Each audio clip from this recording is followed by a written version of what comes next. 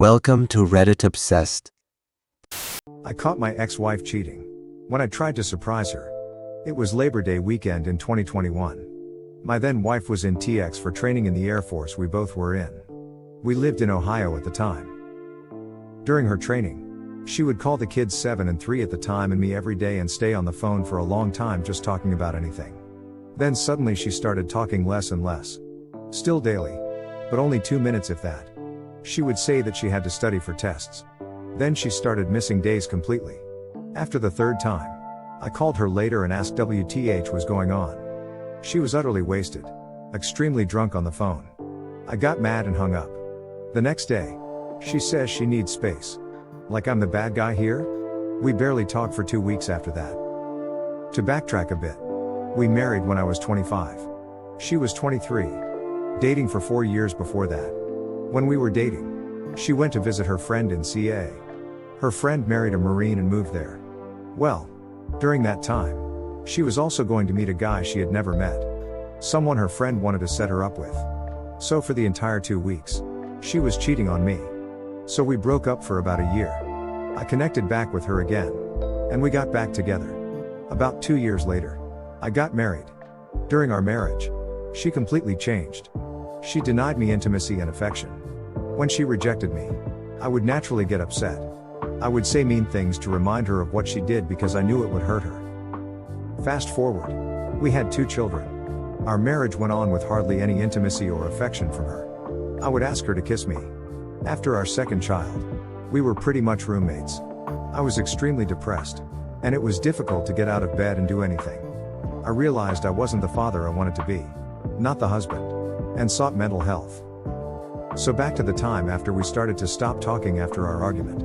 I thought the spark had been missing in our relationship, and I blamed myself for my depression and anxiety. So I got a babysitter for the long weekend. She had mentioned that she wanted to get away and go camping by herself. So I took it as an opportunity to surprise her so we could spend the weekend alone. Just trying to get our love back to what it was. Before marriage, I went to her hotel on base and talked to the hotel staff beforehand to let them know I wanted to surprise her. They were okay with it after I showed proof of who I was. I got an extra keycard, went into her room before she returned from training, and was going to surprise her when she came in.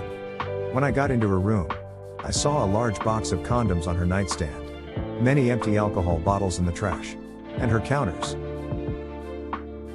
I also saw her wedding ring in her bathroom on the counter as if the ring was stored there. I was devastated and in shock at what I saw. I hid in the closet, and when she arrived, I jumped out and said surprise. I just was still in disbelief that this was happening. Her response was, "You're not supposed to be here." Then she locked herself in the bathroom. She texted a school friend, a girl, to come. The friend rushed to her room as if it seemed like I was hurting her. To be clear, I had never raised a hand or even got close to it. Her friend left, and she came out of the bathroom. I demanded an explanation. All she could say was, "I'm sorry." It wasn't in an apologetic way. More of an "I'm sorry you had to find out this way." I left immediately, took a car to the airport, and bought the first ticket home. I could only do the bare minimum for my kids the entire weekend because I was crushed. Monday rolled around. I called, and she said she wanted a divorce.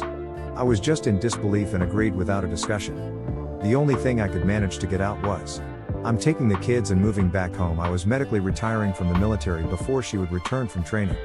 Her response was, "Okay. Can you take the dogs too?" After we split and I moved back, I did some digging. I checked our bank account and saw thousands of dollars at bars and other places being spent by her during the time she was in training while telling us she was studying. I also checked the phone records. I couldn't see the messages, but I could see one number that kept coming up all day. Every day. Back and forth. That ended up being the guy she was cheating on me with. No surprise. We finalized our divorce in February of this year without fighting. Since then, she has skipped her time with her kids twice to go on mini vacations with this guy. He lives in D.C., 7 hours away from her. We live in MO 6 hours from her. In our divorce agreement, she can come to see the kids whenever she wants during the week if she clears it with me first. She just did that for the first time 2 weeks ago. Since February, that is the only time she has done that. When she calls the kids, and they see she is in the car or at a place they don't recognize, they ask her where she is. She admits she is with her new BF. She drives or flies to see him instead of the kids. Last Thursday, she called me and said she messed up, missed the kids and me, and wanted to get back together. I tell her that she has to agree to go through her therapy and marriage counseling. It sounded like things were going to get better. 2 days later, she sent me a message telling me that she wasn't going to do any of that. This guy makes her so happy. And she is now engaged to this guy. My life was crushed again. The entire year I have constantly been crying and lying in bed. Thank God for my family because I couldn't do this without them. I just feel so worthless. I can't connect with anyone I try and date because I am numb now and have commitment issues. I can't find a job. And I bought a house that I now have tapped into my savings to start paying for. I constantly have morbid thoughts of being better off dead. Then I hate myself more for thinking that because I have 2 amazing kids to care for. I feel like nothing can go right. And I'm going to lose my kids, my house, and eventually myself. I have been talking to a therapist. But IDK if I feel any different. I don't know what to do anymore. I'm not sure what I'm looking for here. But I thought maybe if I got my story out there, it would have some kind of relief. Comment 1. To be blunt, you would be very foolish to have this woman around and especially to take her back. Ignore her crying and detach from her and be happy she is not making your divorce more difficult. Now you get that her late night calls are part of her magic thinking. She probably had a fight with that guy and was using you for emotional support and to make him jealous. It's one thing to get your hopes up, but allowing your kids to will only hurt them more. Don't put that past her. She is emotionally dangerous. You are going to heal and recover. You are still a young man. You will eventually date again, and if you are very careful, maybe you can find someone who will be a surrogate mom for your kids. But they will have a better the less they are exposed to your ex. She is an emotional vampire. Think of your kids. This is your mission. Use your love for them to motivate you to act as if you have hope. Your heart will follow, trust me. Comment 2. Okay. So first off, forget your ex. She's toxic and does nothing but hurt you. The fact that she can say she wants to come home after almost a year and then do a 180 just a day later says everything you need to know about this woman. She is mentally unstable and cannot be trusted. You need to accept this fact. Accept it pronto. I think what you need to do is to go full custody on the kids and hit her with abandonment and more child support, particularly if she gets remarried and her income goes up. Then either take in a roommate to help with the mortgage. Or try to put the house up for sale. You also need to start practicing some self-care for yourself. If dad falls apart, then who is going to be there for the kids? Your psycho ex-wife and her home-wrecking husband? Are these really the kind of people you can trust with your children? Just remember how in airplanes, they tell you to put on your mask first and then help everyone around you? It's the same principle. You need to get yourself mentally and as physically healthy as you can. Your kids are going to need a lot of help. The statistics on children of divorce are not great. They tend to have more problems with alcohol, end up in prison more, drop out of school more, can't hold down jobs, have higher incidence of mental health issues, and for girls, get sexually assaulted more, typically by mom's new husband or boyfriend. It's a effing nightmare dystopia. You are going to need to be strong for them.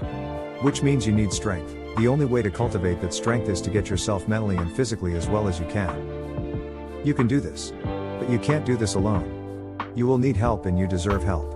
Reach out to community-based groups for single parents, even if they say single mothers. They will help single fathers too. Get Jesus and join a church. Church is a great place to get emotional support, free counseling, and access to resources for your kids when on a limited income. The point is, don't try to white-knuckle your way through this. Ask for help from anyone you think might help until you can get yourself up on your feet again. Too many people, particularly men, struggle on reaching out for a helping hand. Don't be like that. You got this up. It's time to get busy and start loving yourself again. Thank you for watching. If you enjoyed the video, hit like. If you would like to see more, feel free to subscribe.